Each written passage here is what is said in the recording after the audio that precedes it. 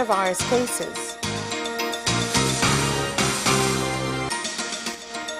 Heavy rains cut off road links between MBEYA, Tabora and Singida regions.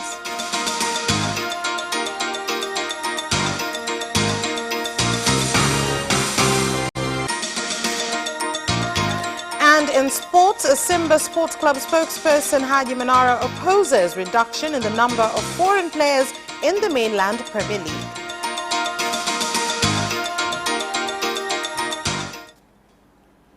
Good evening. This is Capital News at 9:30. My name is Vanessa Victor. Let's start things off with the national news. The second Vice President of Zanzibar, Ambassador Saif Ali Idi, has said that Zanzibar is facing the challenge of many residents not adhering to preventative measures against the coronavirus pandemic. He made the statement when receiving a donation of 30 million shillings from CRDB Bank to support efforts in combating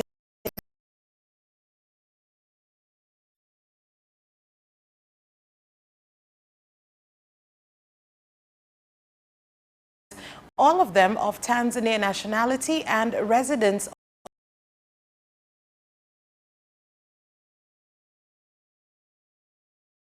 36 recoveries.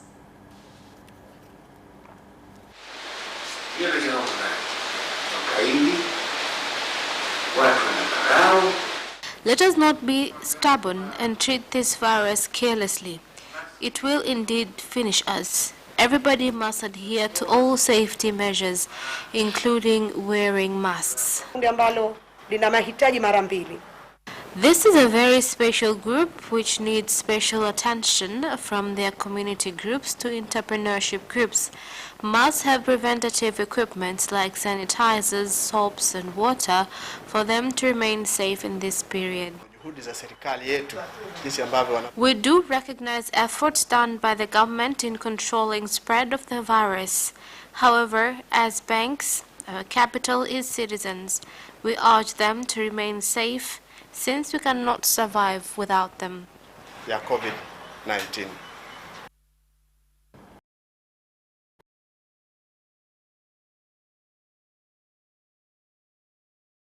Caused floods which destroyed the bridge over Biti River at Mafieko Ward, Chunya District, MBEYA region, preventing vehicles from crossing over.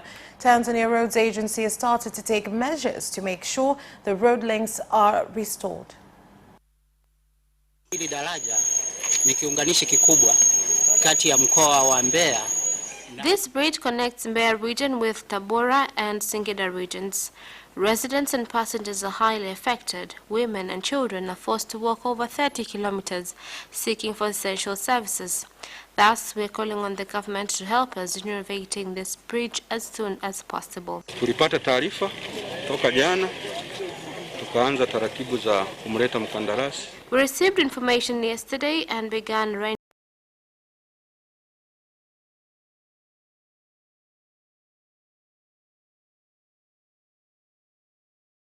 We believe that by Wednesday this work will be completed. Maeneo ni mengi ambayo yameharibika, barabara ni mbaya. Conditions of this road are very bad due to the ongoing heavy rains. My call to our fellows from town roads is to monitor this construction exercise closely because a lot of people depend on this road. Nyingi ambazo zinaendelea kunyesha. And more than 400 passengers traveling by train from Kigoma and Tabora to Dar es Salaam were stranded for more than 15 hours at Manyoni station in Singida region after heavy rains caused destruction on rail infrastructure. Many of the passengers complained of inconvenience incurred caused by lack of essential services. Kwa hapa tumefika toka saa 5 usiku. We are here since 11 p.m. last night without essential services like food, water and latrines. The challenge is we don't have water, food and even have gatherings which are not recommended right now due to spread of coronavirus. We don't have masks and we are running out of cash. Treni hii ilifika kwenye saa 5:35. The train stopped here at around 11:30 p.m. due to issues of floods in some stations ahead. Railway officers are working day and night for 2 days now to control the situation as soon as possible since the impacts are huge. Shida ni mafuriko ya maji ambayo yanaonekana yako kati ya kituo cha Kintinku Station na Makutopora Station. The family of the late District Commissioner of Mtwara, Evan Manda, has thanked the regional government for organizing his burial, saying he has left a mark in the region.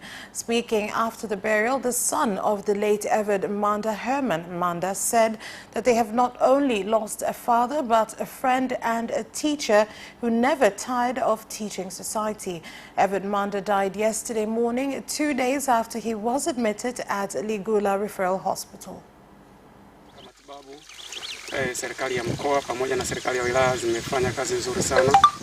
During his sickness, district government leaders worked hand in hand with his family in arranging funeral of our father. As family, we shall always remember Mtwara region since our father began his career as government leader in this region and lost his life. On government side, we are sad to have lost a leader in this region, but we also thank God for fulfilling his wish and shall continue to pray for his soul to rest in peace.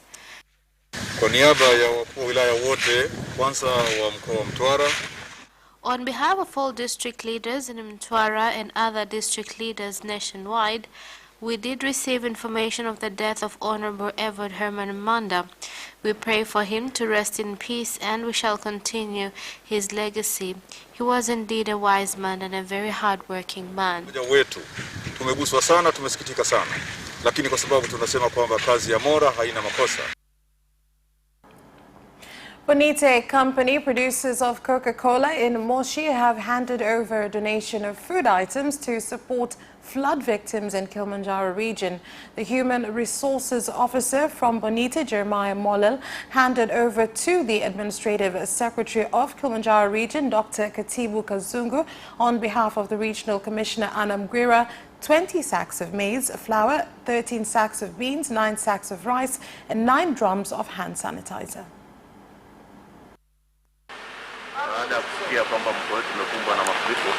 Following the ongoing floods, our company decided to come forward and support government efforts in helping people. We are also aware of the challenges of coronavirus. That is why we brought a tank that will be filled with water and allow people to wash their hands. The tanks will be kept in camps that are used by flood victims. Many houses have been affected by floods, especially in Mwanga district. I would like to take this opportunity to urge other development stakeholders to come forward and help us, as residents of Kilimanjaro region have been badly affected by the ongoing rains. We really appreciate support from our fellows from Bonite Bottlers Limited. I assure you that whatever that will be contributed will be sent directly to flood victims. Naomba niwahakikishie kwamba misaada hii itawafikia wale wote ambao wameguswa na tatizo hili la mafuriko. And President Dr. John Magufuli has sent his condolences to the family of Chief Justice of Tanzania, Professor Ibrahim Hamis Juma, and worshippers of the Anglican Church. This follows the death of retired Chief Justice Agostino Ramadhani, which occurred today morning in Dar es Salaam.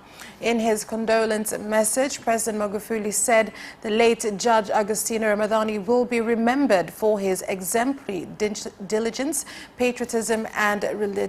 He requested the Chief Justice, Professor Ibrahim Hamis Juma, to convey his message of condolence to the family of the late retired Chief Justice Agostino Ramadhani, judges, magistrates, and employees of the judiciary for this loss.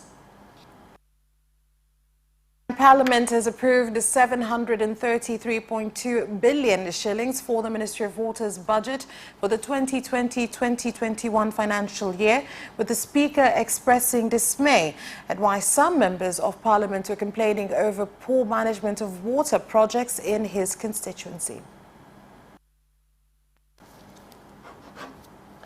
Baada ya miradi ya maji kupatikana, kujengwa na kukamilika. After water projects completion, what follows next is close supervision of these projects so that the projects will be sustainable. Serikali mkakati wenu wa kuhakikisha kwamba mnamtua mama ndoo kichwani. It looks like the government plan of helping women with water problems is an impossible one to be achieved. We shall be surprised if people will continue voting for you in the coming elections while you have failed to bring solutions to water challenges in the country. The ambassador of Palestine in the country has handed over to the Ministry of Health, Community Development, Gender, the Elderly and Children a spraying machine to be used against the spread of coronavirus. This is part of measures to support government efforts in fighting the pandemic.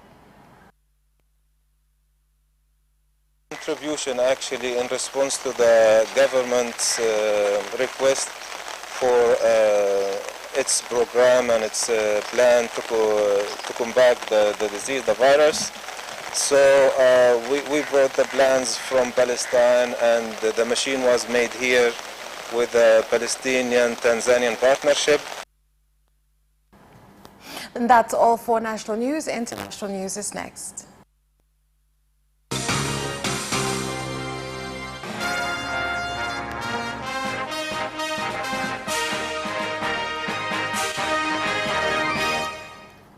And now in international news. 11 more patients have tested positive for COVID-19 in Kenya following testing of 589 samples, raising the total number of coronavirus cases in the country to 374. Among the 11 new cases include 2 children aged 3 years, with the oldest of all the new patients aged 70 years. I'm glad to note that today we have discharged a total of 10 patients. This brings to 124 the total number of recoveries, which is very encouraging indeed. That we have 11 new cases out of 589 samples tested in the last 24 hours. Our total number of COVID-19 positive cases now stand at 374. In today's cases, there are 2 children aged 3 years and the oldest is 75 years. Out of the 11 cases, 7 are from Nairobi and 4 from Mombasa. And more than 2 months after Egypt became the first country in Africa to confirm a coronavirus case, the outbreak appears to have reached almost every nation on the continent. Out of Africa's 54 countries, only 2 have yet to report a case of the virus, that is Comoros and Lesotho. As of April the 28th, the confirmed coronavirus death toll on the continent stood at 1,467, with fatalities including the former president of the Republic of Congo, Jacques Joachim Yombi Opango, and Somalia's former Prime Minister Nur Hassan Hussein. There are 33,273 confirmed infections, 10,091 recoveries, according to the Africa Center for Disease Control and Prevention. And Ugandan soldiers in the peacekeeping mission in Somalia have overcome a group of Al-Shabaab fighters who were trying to attack Barawe airport. The spokesperson of the Ugandan forces has said no Ugandan officer was injured in the incident.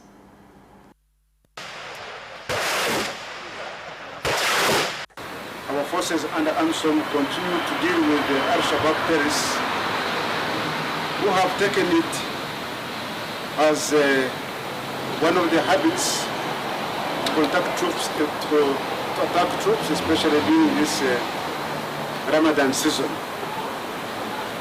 On Saturday in Barawe, which is about 200 kilometers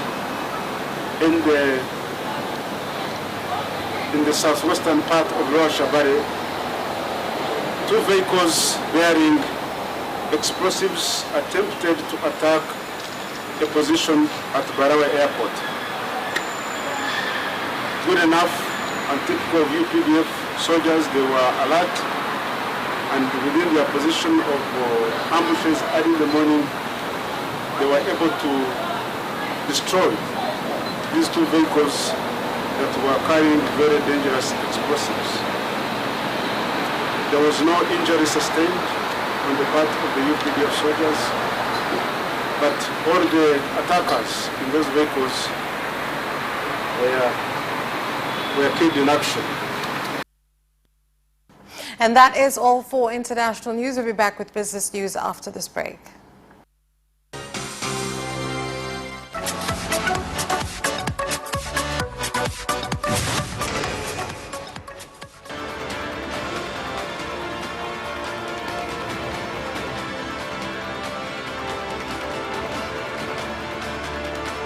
Watch Business Edition as we talk to business leaders and experts in sectors that are transforming Tanzania's economy.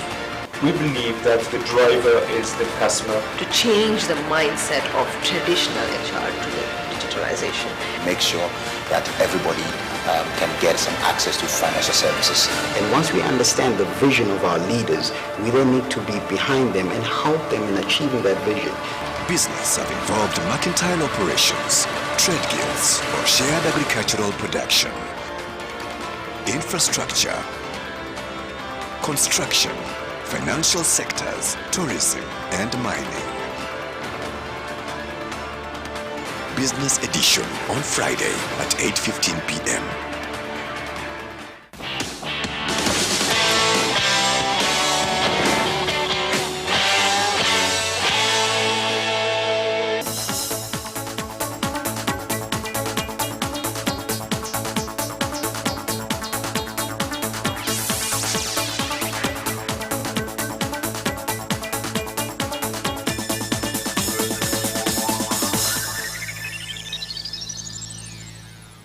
Thank you for staying with us. And now in business news. Traders in High District Kilimanjaro region have continued to sell sugar between 3,000 and 3,500 shillings a kilo instead of the government indicative price of 2,700 shillings. This was discovered during an operation implemented by the Defense and Security Committee led by the District Commissioner of High Lengai Olisabaya.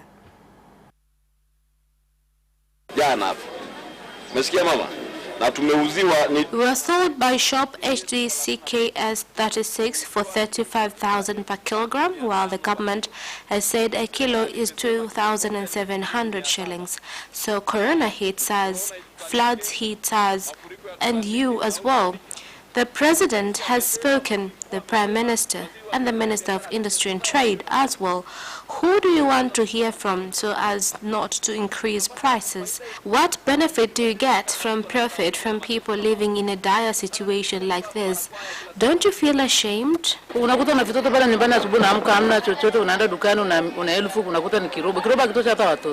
find you wake up in the morning and you have young children and nothing to give them to eat.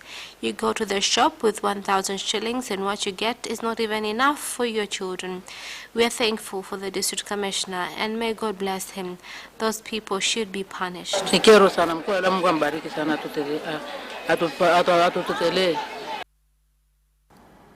Prices of food items used during Iftar in the holy month of Ramadan have remained stable at various markets in Dar es Salaam, with consumers turning up to buy various foods such as cassava, beans and rice. During this Ramadan period, the price of goods has not gone up because the harvest period has begun, such as rice and beans are available in good supply. I sell dates for 3,500 shillings for half a kilo and 2,400 shillings per kilo for pasta. The prices are very normal. Some traders in Dar es Salaam have said that they are not ready to sell sugar at the government indicative prices, as doing so will result in them incurring losses because they had spent more when buying the commodity. Sugar business has been challenging because you buy for a high price and then the government gives a cap price. Right now, realistically, we purchase rice for 132,000 shillings for 50 kilograms. Then we sell for 135,000 kilograms and we get a 30,000 shillings profit. But the government comes and says we are selling it. We will be unable to sell sugar because if I have purchased for 140,000 shillings and you tell me to sell it at 127,000 shillings, that is something I cannot do because it will incur costs and I still also have to pay taxes, rent, I need to eat and still have other expenses that will depend on this business. That's all for business news. Sports is next. Away first time, good start from Bolt. Bolt leading a moment of going away. Gay trying to go with him and he's being dragged through the second place, but he's going to win it by 2 meters. Away first time, good start from Bolt. Bolt leading a moment of going away. Gay trying to go with him and he's being dragged through the second place, but he's going to win it by 2 meters.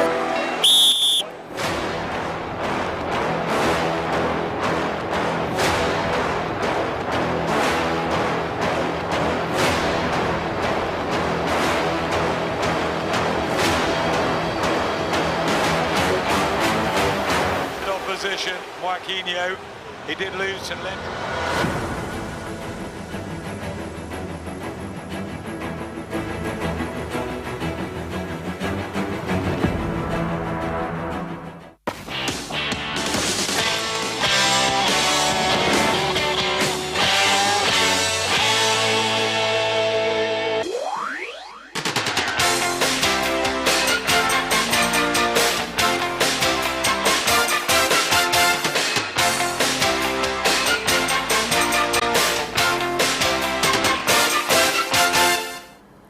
And now in sports.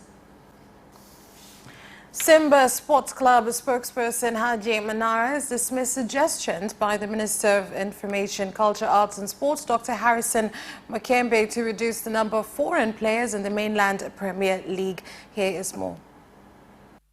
The outspoken Manara states the country will be getting it wrong if the move to limit foreigners in the country in the guise of strengthening the local players and the Taifa Stars is implemented. The minister wants the number reduced from the current 10 to 5. Manara pointed out the different steps other nations are taking and how it is helping them grow and what Tanzania are actually doing and getting wrong.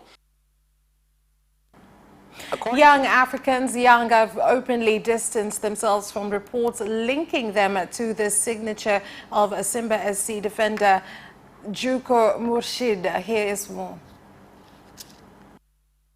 Dominic Albanese, Yanga have already been linked with almost 30 players as reported in some media outlets and dismissed the claims as untrue. He therefore encouraged Yanga fans to be calm, insisting when the right time comes they will reveal who they are chasing to sign prior to the next season, but not now. Moreover, Albanese pointed out the club is waiting for recommendations from coach Luke Emael on which areas he thinks should be strengthened ahead of next season.